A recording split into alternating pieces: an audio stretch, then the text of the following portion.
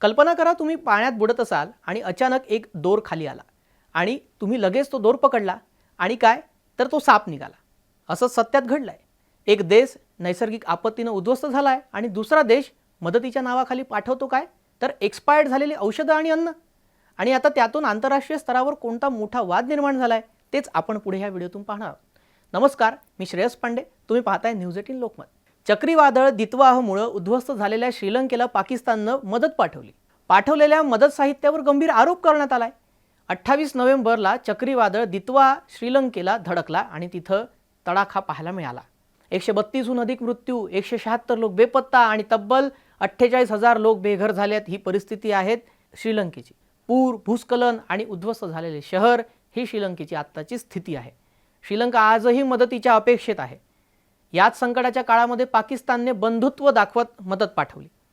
29 नोव्हेंबरला पाकिस्तानचे नौदलचे जहाज अन्न, औषध आणि तिथे काही मदत कार्य रेस्क्यू घेऊन कोलंबोमध्ये दाखल झाले. पाकिस्तानच्या दूतावासानं ट्विटरवर उत्सव साजरा केला. ही आमच्या एकतेची निशाणी अशी पोस्ट देखील केली आणि पोस्टमध्ये त्यांनी मोठा निबंध लिहिला. काही तासातच हा बंधुत्वाचा संदेश वादात बदलला.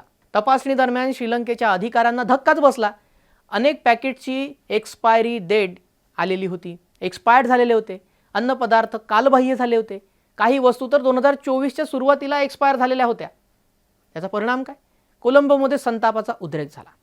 जनता संतप्त झाली. सरकार हादरलं. श्रीलंकेच्या आपत्ती व्यवस्थापन विभागानं आणि परराष्ट्र मंत्रालयानं पाकिस्तानकडून औपचारिकरित्या याबाबत स्पष्टीकरण मागितलंय. सोशल मीडियावर प्रकरण समोर येताच सोशल मीडियावर नेटकऱ्यांनी देखील संताप व्यक्त केला आहे. टीकेची झोड उठवली आहे. ही मदत नव्हे, कूटनीतीची थट्टा आहे. श्रीलंकन नागरिक आणि आंतरराष्ट्रीय विश्लेषकांनी असा आक्रोश व्यक्त केला. ही पहिली वेळ नाहीये. याआधी सुद्धा पाकिस्ताननं असंच काहीतरी केलंय. 2015ची गोष्ट आहे. नेपाळमध्ये भूकंप आला होता. त्यावेळेला पाकिस्ताननं गोमांस असलेलं अन्न पॅकेट पाठवलं होतं. हिंदूबद्दल नेपाळमध्ये त्यावर प्रचंड संताप उसळला होता. आता पुन्हा श्रीलंकेच्या पीडित जनतेसोबत अशा प्रकारे निरुपयोगी मदत करण्याचा काय अर्थ? प्रश्न एकच आहे. आंतरराष्ट्रीय संकटामध्ये बंधुत्वाचं नाव पुढे करायचं आणि बंधुत्वाच्या नावाखाली अशी मदत पाठवली जाते का?